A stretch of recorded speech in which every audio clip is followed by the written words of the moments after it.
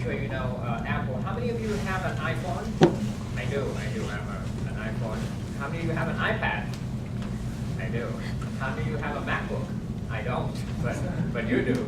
Okay, so it's obvious that we all know Apple and we are using Apple products, and you know, the way we communicate, the way we work have been changed so much by these products, right? You can enjoy your entertainment better because of an iPad. Now you can watch video on an iPad.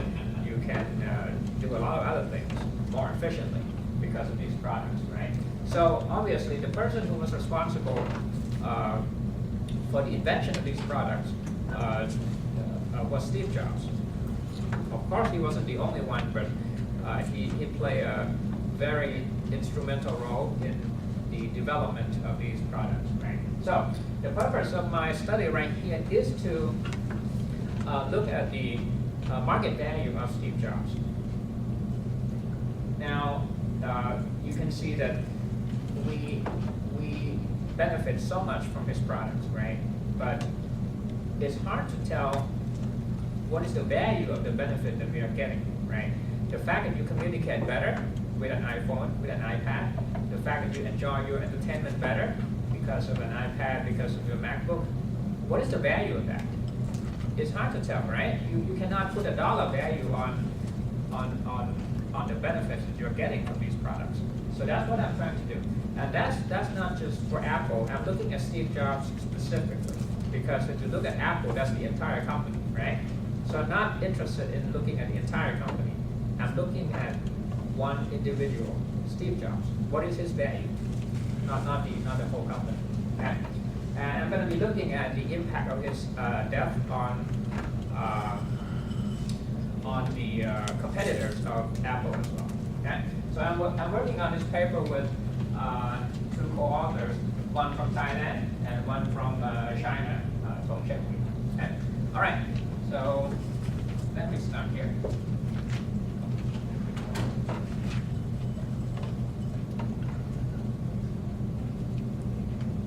So the last quarter of 2014, Apple reported $18 billion in profit. That was the biggest profit ever reported by a corporation. So this is one of the most successful companies we have ever seen. Okay. Just to put it in perspective, $18 billion is, I think it's like a GDP of state of North Dakota or something. So that's a lot.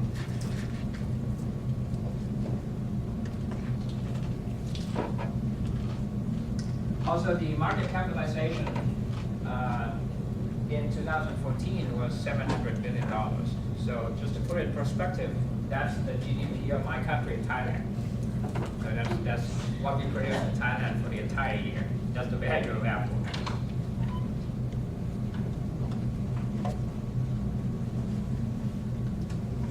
So this is what I was talking about. I'm trying to find the value of Steve Jobs. And you know, there's a saying that you don't appreciate something until you lose it. So we lost Steve Jobs in October 2011. He passed away. He died of insulinoma or cancer of the pancreas. He was 56. And he passed away at 3 p.m. On the 5th of October 2011. So it has been a couple of years now. So it was very tragic there.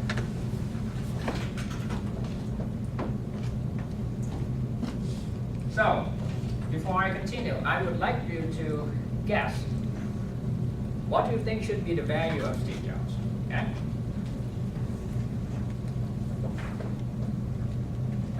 You think it's $5 billion? $5 billion is about the wealth of George Lucas. You know, the guy who made the Star Wars movies?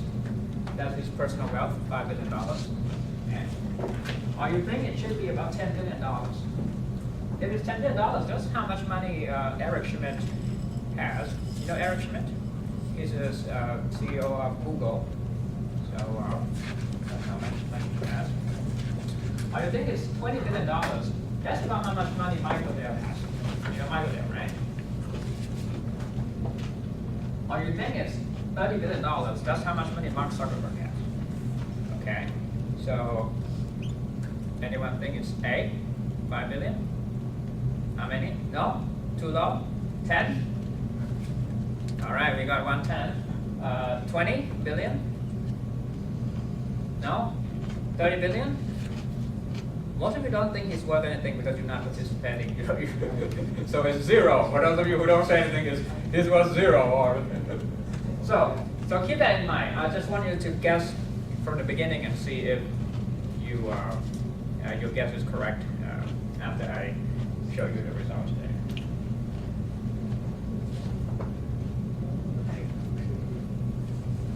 This is some prior literature. I probably don't have to talk about this. This is more academic stuff. In finance, we have been looking at the impact of the death of executives. We collected the stock return data from Chris. I'm going to be looking at the competitors of Apple, right? And every company has a specific, what we call SIC code, standard industry classification. So what I'm going to do is I'm going to look at the companies that have the same SIC code as Apple, and I'm going to consider them Apple's competitors because they operate within the same industry. From CompuStat, and we're going to be using an event study methodology.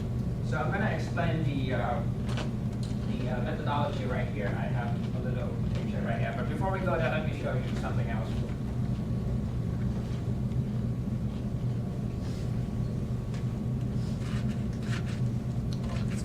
So this method relies on the stock market. I'm using the stock market to establish the value of future jobs. Now the question is, why should we be looking at the stock market? You may be saying the stock market is not always correct. We have had, bubbles, and the stock market can be wrong. And you are correct; it's not always efficient. But we're going to keep that debate for another day. So today I'm going to show you one example in which the stock market can be very, very efficient. Let me show you one example.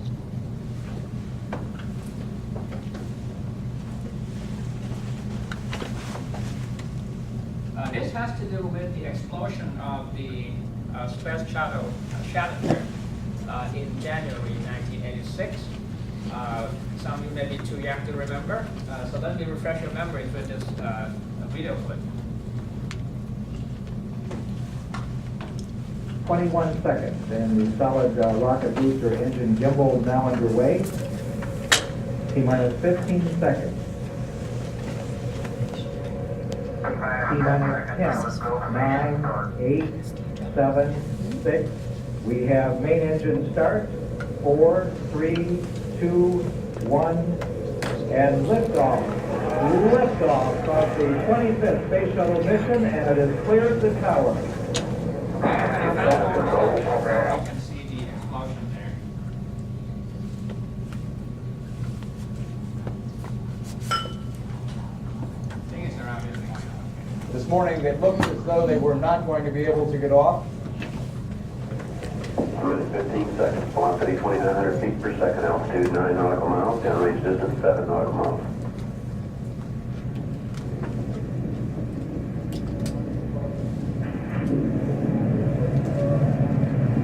Okay, so this space shuttle was launched in January 1986, and upon launch, it exploded in air. Okay, and you may be wondering, what does it have to do with finance? This is science and engineering, right? So let me show you. Finance is everywhere, wherever you look, even in science and technology.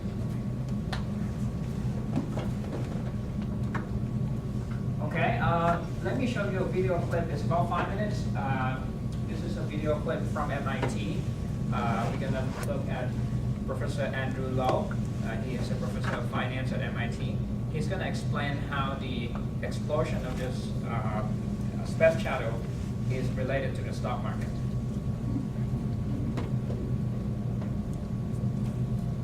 of efficient markets, why you cannot make money, why all information is incorporated into market prices. And to do that, I'm going to tell you about a research paper that was published in 2003 by two economists, Michael Maloney and Harold Mulhern, titled "The Complexity of Price Discovery in an Efficient Market, the Stock Market Reaction to the Challenger Crash." Now, this is a rather somber subject. It has to do with an event that occurred on January 28, 1986 at 11:39 a.m. At that time, the Challenger space shuttle exploded before our very eyes.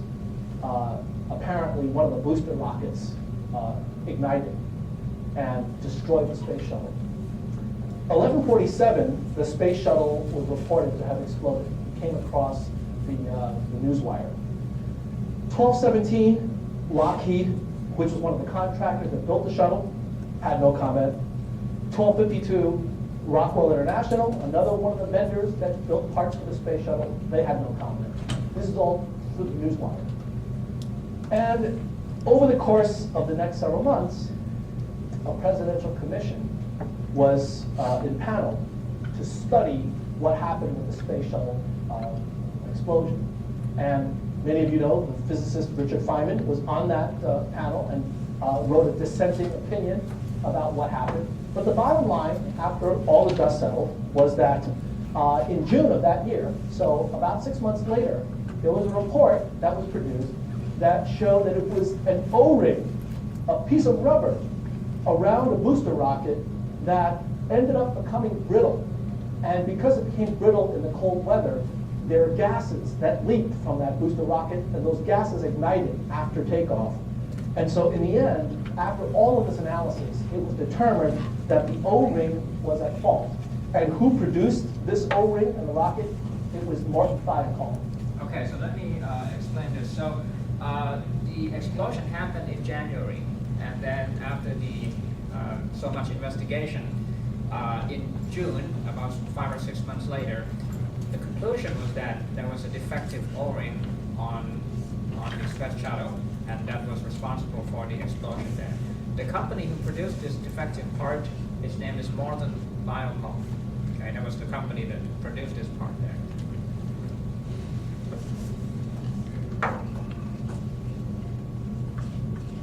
They were the culprit, or the weak link in all of this, according to the study. Now, this was on June 9th, 1986. Let me show you what happened to the stock prices of all of the different vendors for space shuttle parts right after the explosion on January 28th, 6 months earlier. So let me show you a graph. There are 4 vendors: Lockheed, Martin Marietta, Rockwell, and Morton Thiokol. And these are the tick-by-tick price changes, all normalized to start at $1 at the very beginning of the sample, which was at 11 o'clock, or 11:39, when the shuttle exploded, okay? So this is where we start. We all start with them at $1. Within minutes of the explosion, I'm talking minutes now, not 9 months or 6 months. Within minutes, we see that the stock price that gets hit the hardest is Morton Thiokol. All of them get hit. But by 1 o'clock, Morton Thiokol's price is down below all the others. And this is all normalized so that they all start off at 1. So it's not difference in scale. I rescaled them. And moreover, at the close of trading on that day, the only stock that was down significantly, the only one, was Morton Thiokol. They had to stop trading in that stock because it was down so far. This happened in less than 6 hours. It took the commission 6 months to come up with the O-ring in Morton Thiokol. Now, if you look at this, you don't see an O-ring, but you see Morton Thiokol. Plain and simple, like a sore thumb. This is what I'm talking about. This is the wisdom of crowds. This is why when you look at market prices, you should look at them with a certain degree of awe and respect. It's because it aggregates information like you wouldn't believe. It's phenomenal. So this is what economists like to trot out and say, see, I told you so. This. Okay, all right. So the reason I'm showing you this video is to let you know why I'm using the stock market as a tool to establish value, because it can be very powerful. Imagine it took the commission 6 months to reach this conclusion. What was responsible for the explosion? On the same day, when after the explosion, within a couple of hours, it was pretty obvious who was responsible for the explosion, which company produced the defective part. So the stock market can be very efficient, and that's why I'm looking at the stock market to establish the value of Steve Jobs. So, all right then, so we can move on with the presentation there.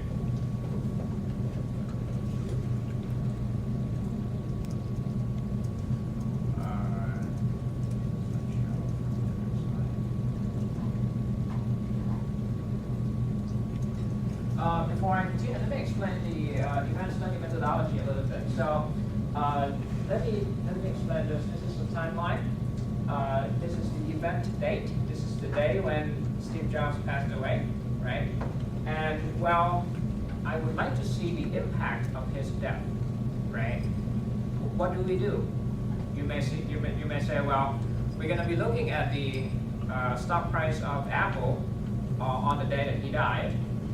You could do that, but that would not be accurate because the stock price on that particular day can be influenced by so many factors, not just his death, right? There could be a number of factors there. So we try to find a way to isolate the impact of his death on the stock price on that particular day. So this is one method that has been invented. It was invented 40 years ago. So what we do is we go back in time, 300 days, and this is 46 days before his death. This is what we call the estimation period. And then over this period, we can run this regression right here.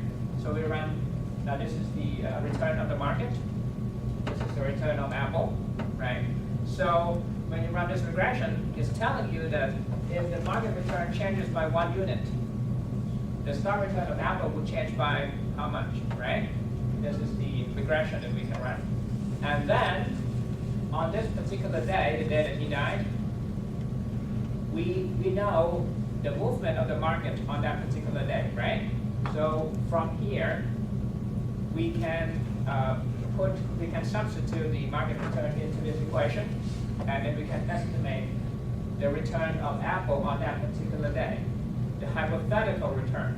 So if Steve Jobs had not died on that day, what would have been the stock return on that day? Using this equation right here.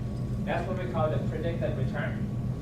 And this is counterfactual because it didn't happen. It would have happened if Steve Jobs had not died, but he did die. So this is the counterfactual. This is what we call the predicted return. And then we look at the actual return of Apple on that date. Find the difference between the actual return and the predicted return. The difference is what we call the abnormal return. This abnormal return can be attributed to his death. So this part is specific to his passing away. This is what we call the abnormal return. So on each day, you have an abnormal return. And then when you add up these abnormal returns over a period of time, we call it the cumulative abnormal return, or CAR, okay, CAR. This is one example here. If you are in an acquisition, merger and acquisition, when you are a target of an acquisition, when there's an announcement, then you can see that there's a jump in the stock price right there. This is the announcement date, event date, and you can see that this is an event study. You can see the impact on the stock price right there. Very obvious.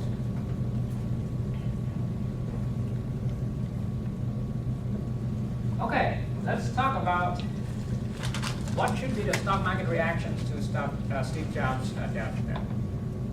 Obviously, you may be saying, of course it's going to be negative, right? Apple lost Steve Jobs, then the market is going to react negatively. Well, it may not be that obvious. Let me explain Well, first of all, this is what I just mentioned, right? It should be negative. The market reactions may not be significant. Why? Well, his death might have been anticipated, at least by some investors. Imagine he had cancer for many years, right? He had cancer for many years. He almost died of cancer a few years earlier, okay? He died in October. In August, he made an announcement that he would step down from the CEO position. What does it tell you? It tells you that the illness was very serious, serious enough to make him step down as a CEO. So imagine if your friend has had cancer for many years, and he's quitting his job. Deep down, you know that he's probably dying, right? And if you're an investor, you probably anticipate, at least some investors probably anticipated that his death was probably on the way. So if it was not a surprise, then the stock market reactions should not be significant. This is what I just mentioned. He stepped down from the CEO position. Also, in October, Steve Jobs was not working for Apple anymore. Tim Cook was the CEO. So the stock price at that point in time, on the day he died, it should have reflected the value of Apple with Tim Cook in control. So Steve Jobs should not have had anything to do with Apple, at least, officially. Okay, table 1, if you have a copy of the paper. Oh, I forgot to.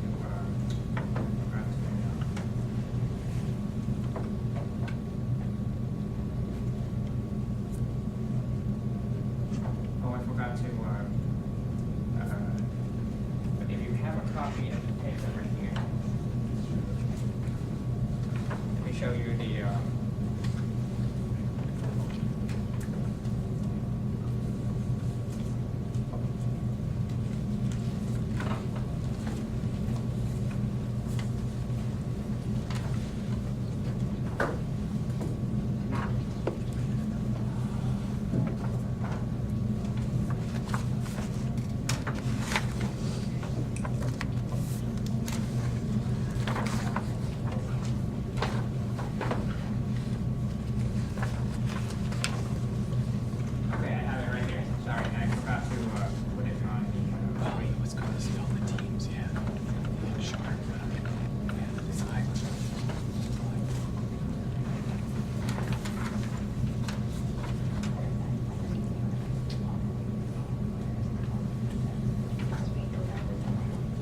Right here. So day 0 is the day that he passed away.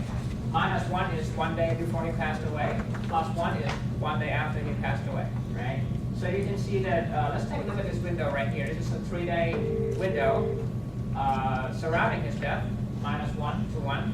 Within this 3-day window, you can see that the stock return of Apple dropped by -5.76%.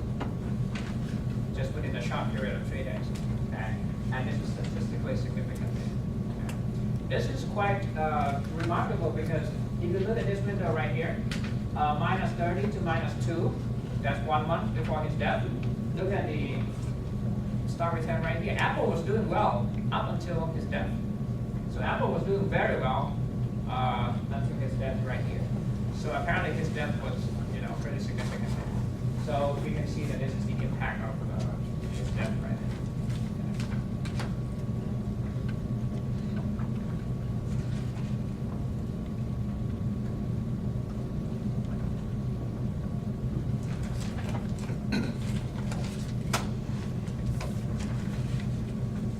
All right, so there was an interesting event, his fake death.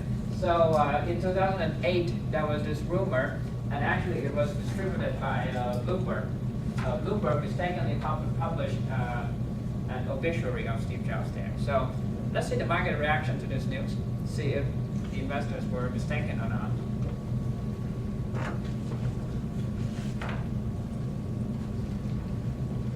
This is the impact of the inaccurate report of his death, and you can see that nothing is significant there. So investors were smart enough to distinguish between a rumor and an actual death right there. So looks like the stock market is reliable there. John? You know, as another measure of his impact and what value he has for the Yeah. company, I was wondering if you were able to compute from the day that he rejoined Apple, Yeah. back, was it 96, 97, to the day of his death, what was the increase in the stock market capitalization for Apple during that period of time, and kind of compare it with other CEOs, because we know someone like, I believe from GE, Jack Welch added like $326 billion of market capital for the company. Is it possible as as a side topic It to kind is. of to compute that for us? Because I'd be interested in, well, just how much value did he add over the second term when he came back? It is possible. One problem with that approach is that the increase in the value may not be entirely attributed to that particular executive. There are multiple factors right there. So the challenge would be, how do you isolate the impact of this one executive? Because there could be a number of factors. And you have to do a lot of, you have to control for a number of factors there. So it can be done, but the challenge, it could be challenging in terms of isolating the impact of that executive there.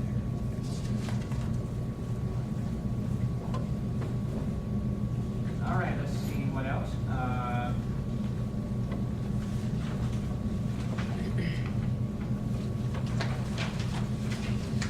What do you think should happen to Apple's competitors?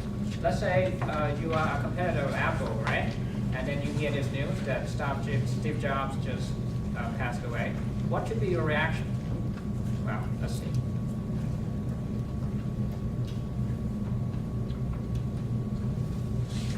I have 200 competitors right there.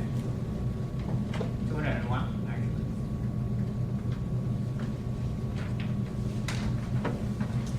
Well, first of all, it may not be significant, right? You say, okay, Steve Jobs passed away. That's Apple's problem. That's not my company's problem. So there's no reaction there. Second, you may say, well, Steve Jobs has passed away, so Apple is going to be weaker.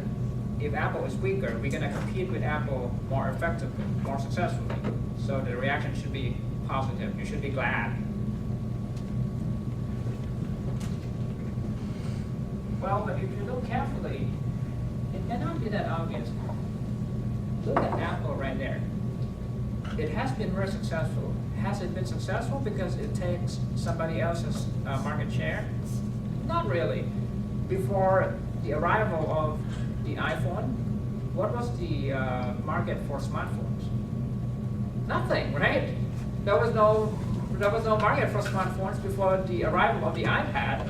What was the market for tablets? Non-existent, right? So Apple has been growing not because it's taking somebody else's market share. It created its own markets, right? And when you have a new market, actually, your competitors ought to benefit from the new market right there. So you may be thinking, well, Steve Jobs is not around anymore. Apple is not going to create new markets as well as it did before. And as a competitor, I may be in trouble too, because I'm not going to be able to take advantage of these potential new markets there. So the effect could be negative as well. So it's not that obvious. Okay. Let's take a look at the market reaction here.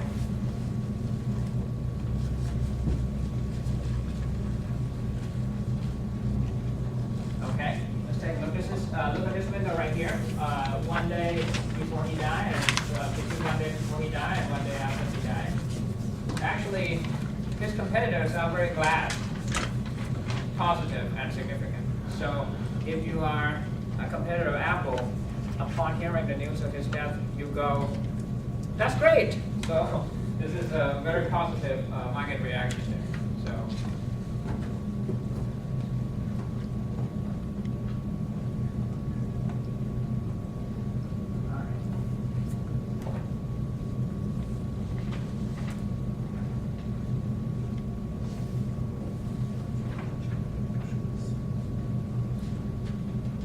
cross-sectional variation. So we know that in aggregate or collectively, these competitors react positively, right?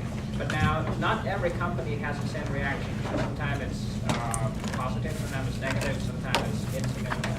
So we're going to be looking at a cross-sectional variation here.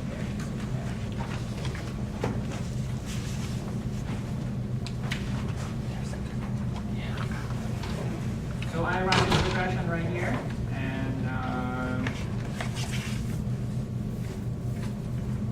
the dependent variable is the stock market reaction right there, cumulative abnormal return, and then I have the following from characteristics here. So the bigger competitors have stronger positive reactions. So if you are a bigger competitor, you think you can compete more successfully with Apple.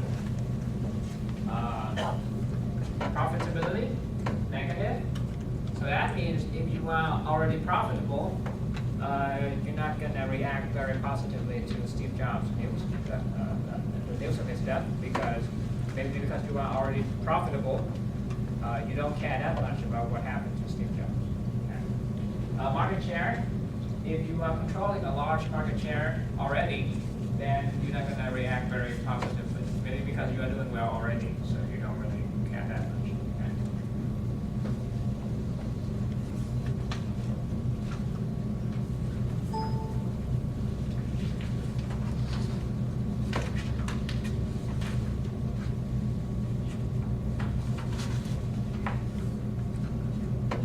Now, the next question that I think is very interesting is, these competitors are happy to hear about Steve Jobs' death, right? And they react positively. They say, well, this is great for us. We're going to be doing better because Steve Jobs is not around anymore, right? And this is about one day before and one day after his death. So it's a short term, it's a very narrow window, okay? That was in 2011. Around the time of his death, right? Now, the next question is, does the performance of Apple's competitors actually improve after his death? So the expectation is that it's going to improve, right, because of this positive stock market reaction. Now, in reality, did it actually happen after 2011? Did the performance actually improve after his death? We're going to take a look here.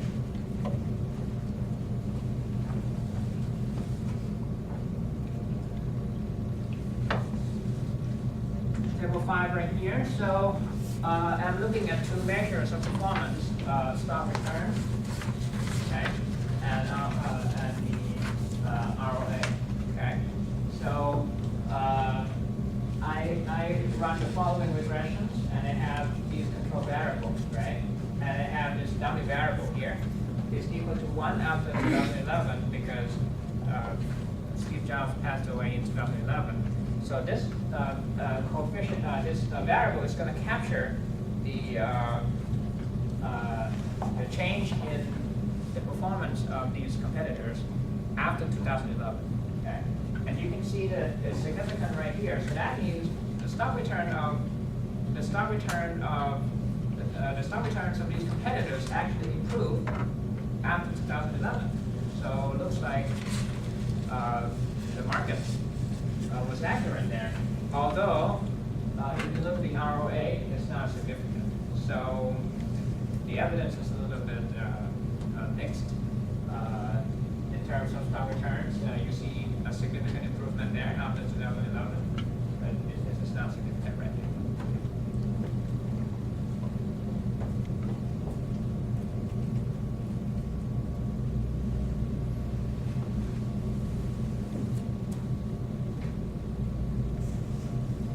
Now, the next question is,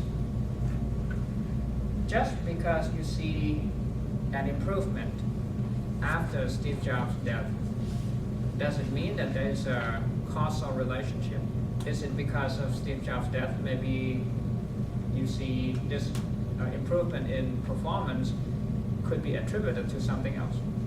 Maybe, there are some other reasons that explain this performance improvement. So it may not be related to Steve Jobs. So I'm going to run one more test.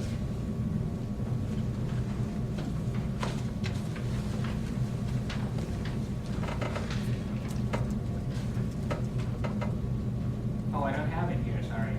This is not the latest version, I'm sorry.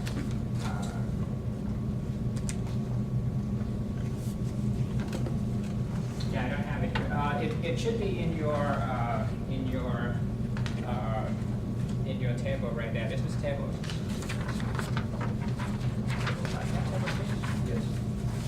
It's table 6, okay, I'm sorry, I don't have it on the screen, but you should have it in table 6 right there. So what in table 6, you see that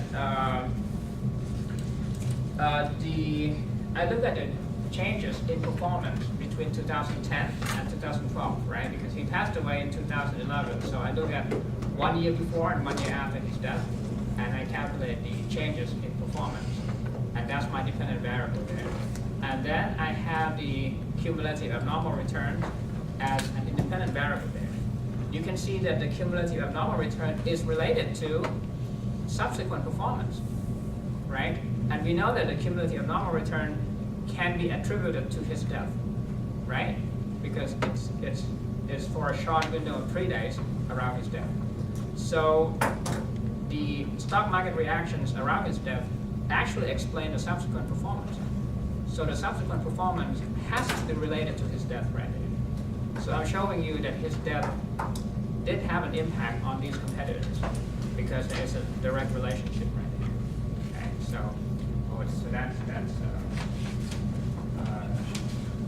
that's what we found.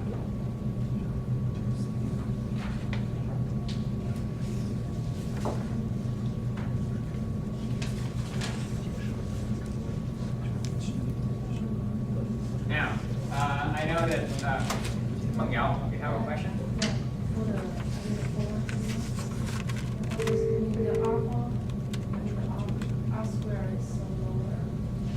Good question. Good question.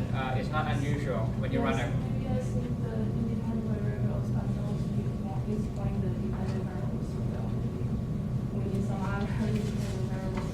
Good question. I think when we run a regression, I think the other variance maybe 7%. When you run a cross-sectional regression, the R square is not that high. It's normal to have a low R square. Now, if you want to have a high R square, you have to do it right here. This is why we run a fixed effects model here. This is getting a little technical, but because we got this question, so let me spend some time on it. This is what we call a fixed effects regression right here. When you run a fixed effects regression, you're not looking at the cross-sectional variation. You look at the variation within the same firm. So we have panel data, right? So it's cross-sectional time series. So when you run a fixed effects regression, you control for this, you ignore the cross-sectional variation, and you look at the variation within the same firm right there. And if you do it that way, you're going to get a very high R score right here. The cross-sectional variation, you can't get a very high R square right there.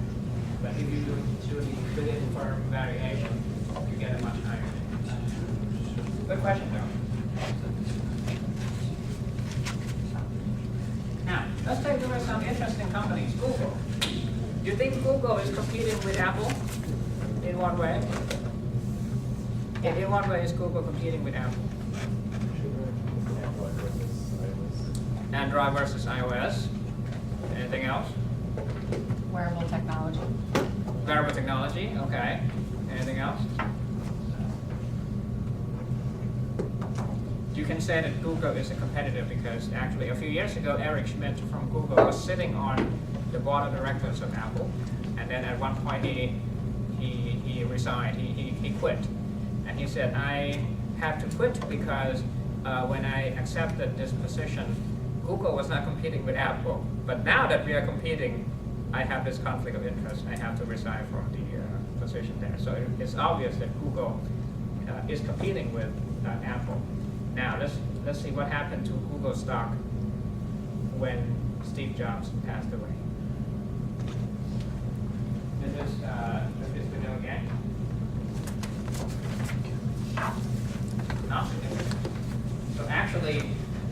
when Google heard about Steve Jobs' death, then Google said, so what? No reactions there. No reactions. Not significant there. So Google didn't think that they would benefit from Steve Jobs' death. I would be interested in knowing about Samsung. I'm part of the Samsung family. I love Okay. Samsung. Apple, you know, I give you your props, but I'm a Samsung girl All right. all day. So is Samsung, are there results there as well? Samsung, unfortunately, is a Korean company, so I don't have the data. I have the data for the U.S. company, so I can't run this test for Samsung. I wish I could, but it's a Korean company, so it's outside. Yahoo. This is I'm a little surprised by this because the stock market reaction from Yahoo. Yahoo was very glad when Steve Jobs passed away.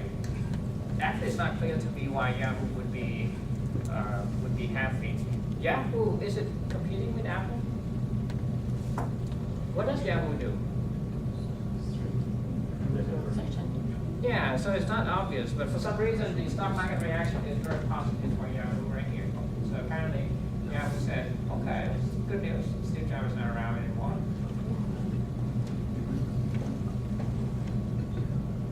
Microsoft. Is Microsoft competing with Apple? In what way? The operating system, mobile, Windows Mobile and iOS, right? And also the what do you call Windows versus Mac. Windows versus Mac. Yeah, you see, so Microsoft is competing with Apple. Look at the stock market reaction right here. So Microsoft said, well, Steve Jobs is not around anymore, but we don't really care because there's no market reaction. So it had no impact on Microsoft at all. So Microsoft didn't think that Steve Jobs'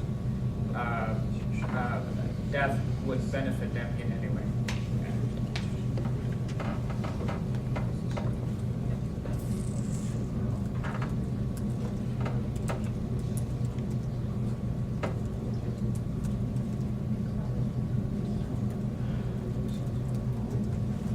All right, so from the stock market reaction, the stock, you can see the reaction, right? It's negative 5.76.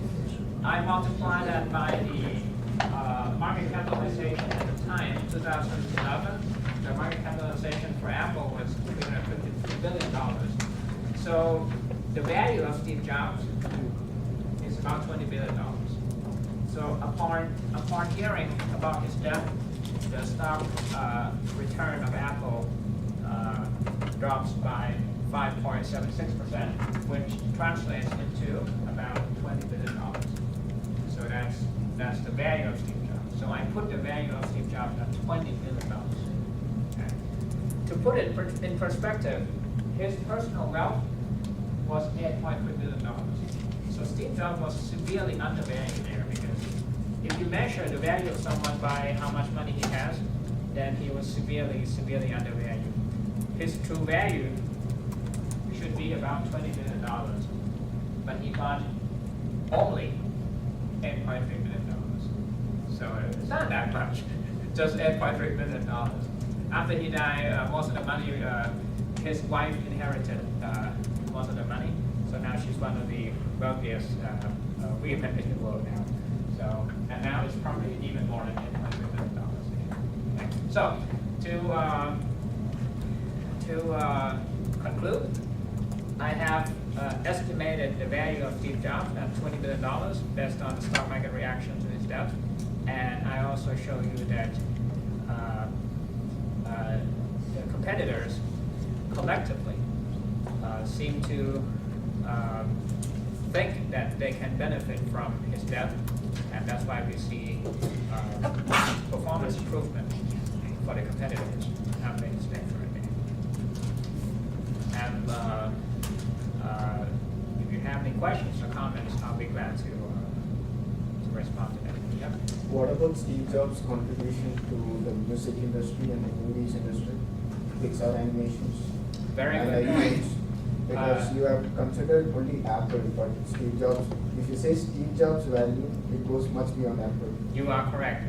The iPod revolutionized the music industry, right? iTunes and iPod. You're right. So maybe my next project would be including the music industry as well, because I did not include the music industry. Thank you. for And this. even the animation industry. Animation industry as well. So. Anybody else? Any other questions? Yeah. For my market reflects all the information the public known already known for the public.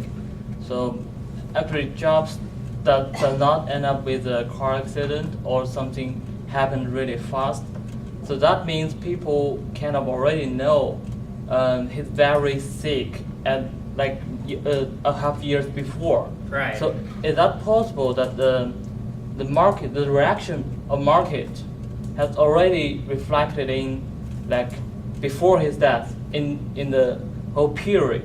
Right. You know, You are correct. Yeah. He was sick with cancer for a number of years, and he even stepped down from his position a couple of months before he died. So that information should have been incorporated into the stock price before Yeah. his death. You are correct. So that's why I was saying that it might not have been a surprise, and it was not a surprise that the stock market reaction should not have been significant.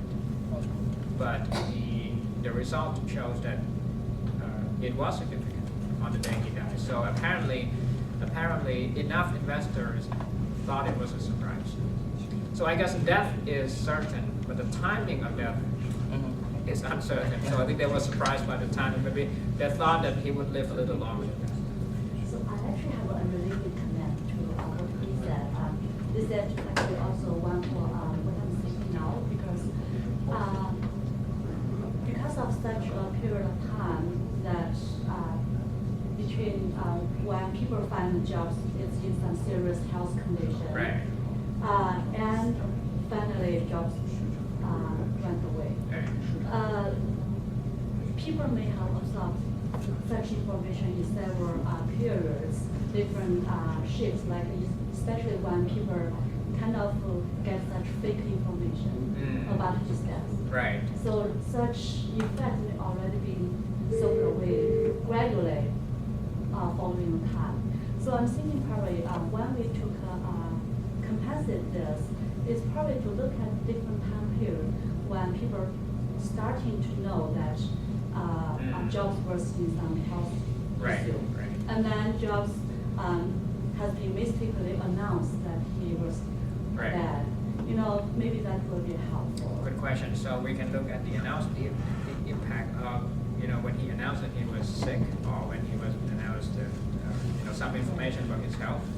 That's interesting. But I don't think the market reactions to those announcements would be as strong as the reaction to his death, because death is final.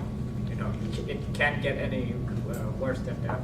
So any other announcements probably are not as significant.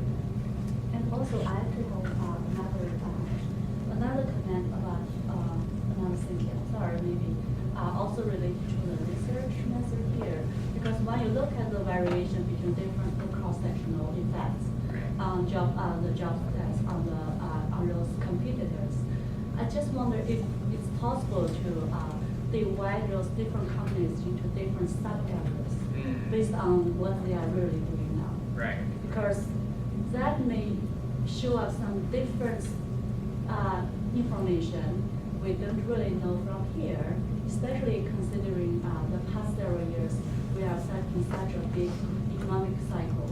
Right. So it may have, so many factors can come into play. So it might be helpful to just look Sure. at different areas of those companies. Right. Good question there. So we can divide these competitors into different subgroups. We can. One problem is that I have a total of 201 competitors, and if you divide them further, you probably have a group of 30, 40.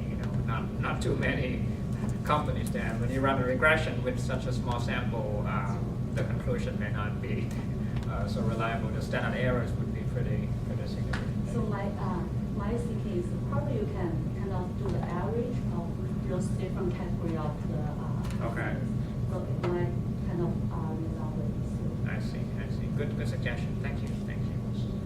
Any other questions or comments? We still have maybe a few more minutes. No?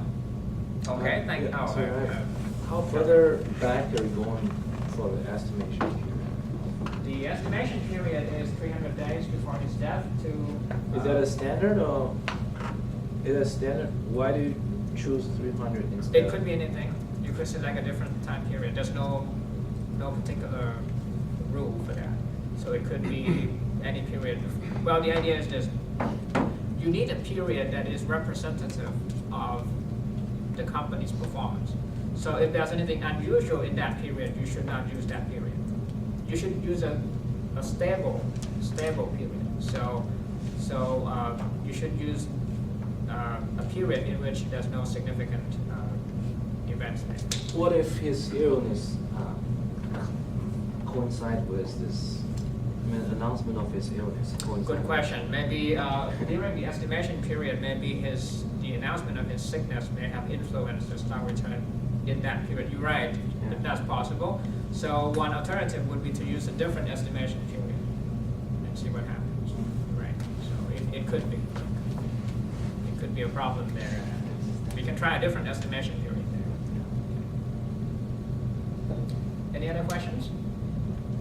No, so at least today I hope that you know the value of Steve Jobs. It's about $20 billion, and you know how his competitors reacted to his death. Actually, some of his competitors welcomed the news of his death. So I don't know if his family should be happy or not, but people were so glad that Steve Jobs passed away. So that was a little, at the personal level, it's a little inconsiderate when somebody passes away and you say, "Oh, that's great news," But finance is not emotional. We rely on wealth and economic factors. All right. Thank you very much. I appreciate your presence today.